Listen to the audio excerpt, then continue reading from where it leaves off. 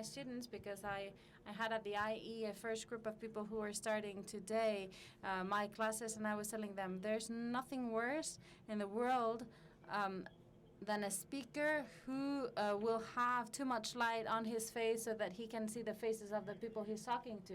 So whenever you get to that point, you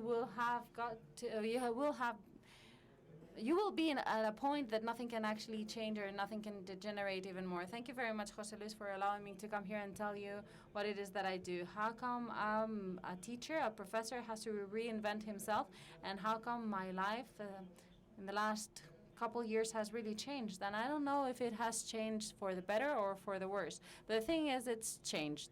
And I'm actually having more fun than I've had in a very long time. I am still a professor at the IE. I'm still lecturing. I'm still doing many things that I've always done. But my job as an executive in multinationals has changed. And now I am an entrepreneur at my age. And with these hairs, these few hairs that are still standing on my head. Does it make any sense to change our lives when we are so old? Well, I think that it does make sense. You simply need to take a look at this graph and see that no one is going to do it for you, and even less are politicians, the ones that are governing us, that have governed us, and that will be governing us, because they really don't care about us, because they usually say nothing about people over 50 years of age. It's true that our life expectancy is longer than it was a few years ago, and if someone from our generation really thinks that they will be given a real pension when they're 65, while they're in the comfort of their own homes, they should rethink it, because that's not going to happen. And to me, there was a first reason to be an entrepreneur, which was the fact that I have been dedicated to the digital world for a very long time, and it is a world where more opportunities are to be found than any other world. Javier Echevarria, for instance, said that the man has taken a very long time to change his environment. He went from the tribe to and being in contact with nature to an urban environment, and now we have leaped forward to the digital world. I have to stay here behind the screen. You make it really, really hard for us speakers.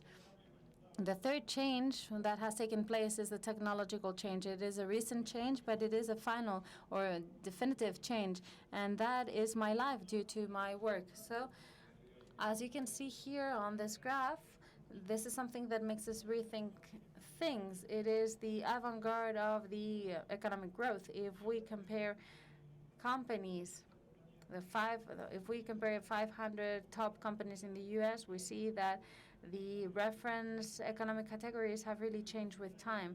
But if we take a look at it, you'll see that there is something amazing and that I really like, which tells us that this is an environment of opportunities, that when we take a look at the leader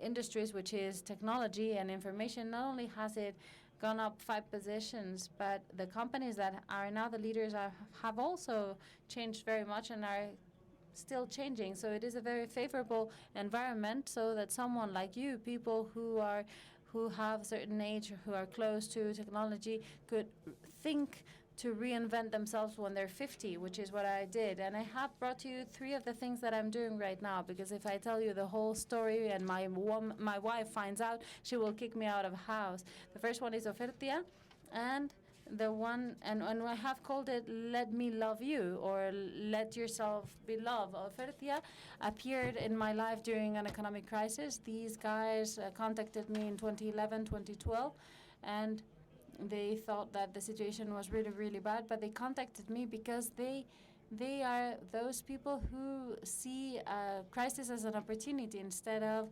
crisis as a reason to worry. And this is really something that I find really interesting. And they came to me telling me an interesting story that included something that I have seen only a few times during my time as a professor. It's been 25 long years, but it was the first time that I saw that.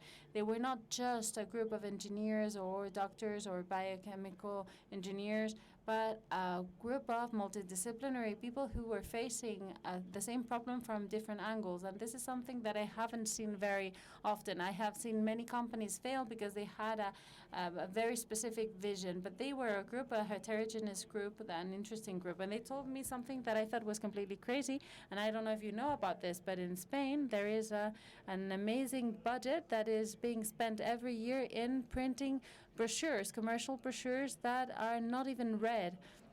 And they tell me this, and not only do they tell me this, they also told me that they were ambitious and they wanted to change that. They thought there was a real possibility of changing that, and we could get to those clients in a more efficient way. As a teacher, I have known for a very long time that penetration of smartphones in Spain is very relevant. So that wager that they were placing was very interesting to me. They wanted to have brochures go from the mailbox to the pocket of consumers. So we started thinking, how can we tackle this opportunity? And quite frankly, I recommend to you to work with ambitious young people, because it's a vital stage where you know things that they don't know. They value that knowledge, and you tell them things that don't have to do with the P&L account and things that don't worry you so much. So we designed a solution, and the solution in the end was, thank you so much. The solution is actually a solution that starts from a neutral platform, neutral for all the distributors who work in Spain, that the user can configure, and that is geolocalized. As we were talking about with José Luis, if many of us knew what we can know about ourselves thanks to our cell phones, we would be really, really scared. And some of you aren't really aware of what you're doing every time you say I accept when cookies are placed on your phone. And something that we have done with Ofertia that is working quite well and that is quite new is that we have been very transparent from the beginning. From the beginning, we were obsessed with not selling the product, but rather let them see the real value that the product has for them. And we have made an effort there to differentiate ourselves, and we are spending much money in surveys and questionnaires and show that Ofertia is not just a good way of getting to people from through a different channel, but it's also got a positive economic impact. And during this time, it's been really interesting to see that we are over 40 people working here. The multinational that bought us is a German group, really thinks that we are technology of reference so that they can really expand all through Scandinavia. We have opened offices in Denmark and Sweden and Norway, and we are now working in Latin America, and it is a really satisfactory journey. When you're 50, you never thought that you would be doing that. You saw that in Terra when you were 35, and you will never go through that again. Well, it's actually quite fun. The second milestone, and the presentation is completely messed up.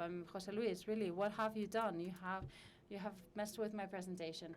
So, and something else that I'm working on that has nothing to do with this, and that has to do with a question I asked myself. If you ever asked yourself that to yourself, then you'll know what happens. If you have 25 old bikes and a wife who's been with you for a very long time, you know that there are situations in a marriage that are very difficult to sustain.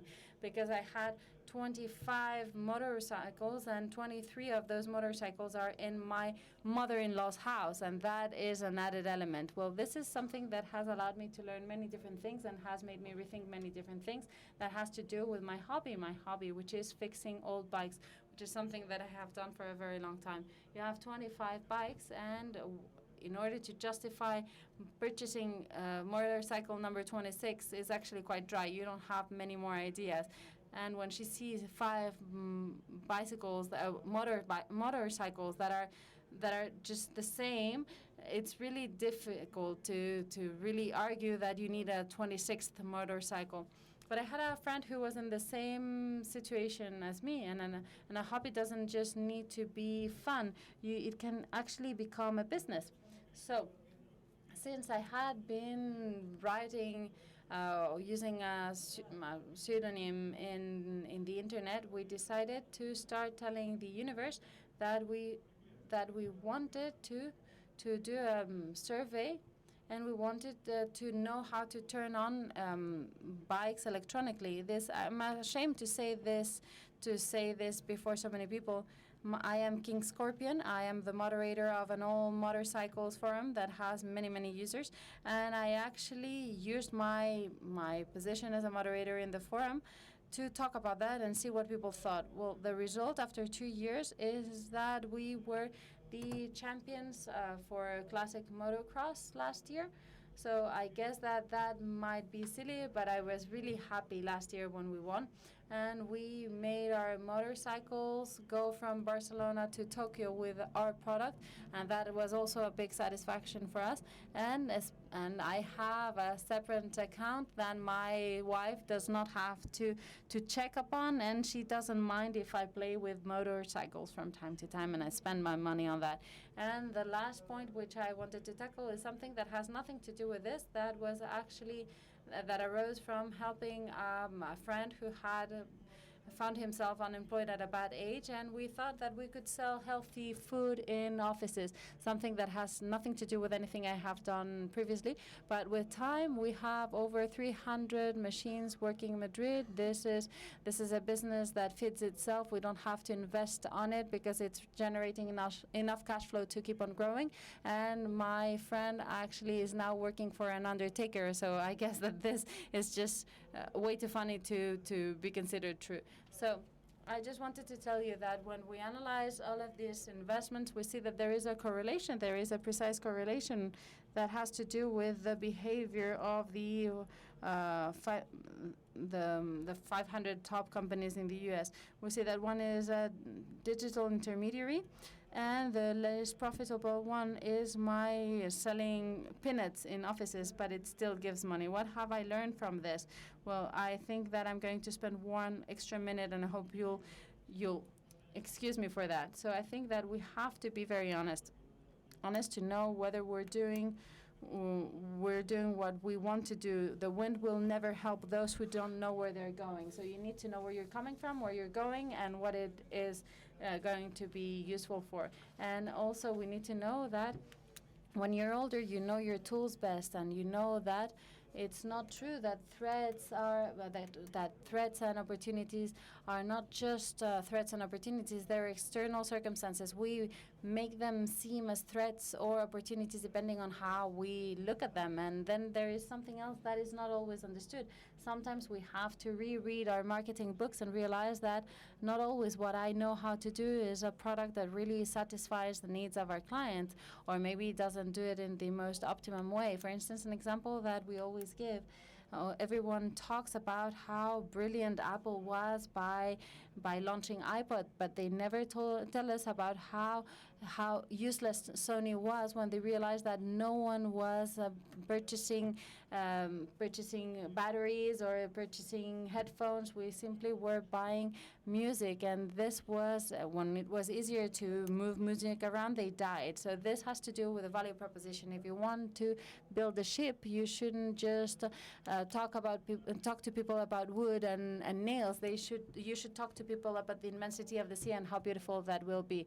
And I have 3 slides left. We have to get out of our comfort zone. When you're 50, part of what could happen to you is that you feel so at ease doing what you've always done that you feel too wary and you don't want to do new things. Well, get in contact with people who are only 30 and who are willing to push forth, because it compensates in the end. And of course, you have to dare. But once you dare, you have to dare to stand up every time that you fall. Like a Russian proverb says, it is allowed to fall, but standing up is absolutely mandatory. And in the end, none of this would make any sense if we didn't consider the golden rule, the only golden rule, which is that all of this has to do with looking for happiness and that of your team, your people. I do not get up from bed every day because of old motorcycles, but rather because of the smile of people who work with me every day. Thank you very much.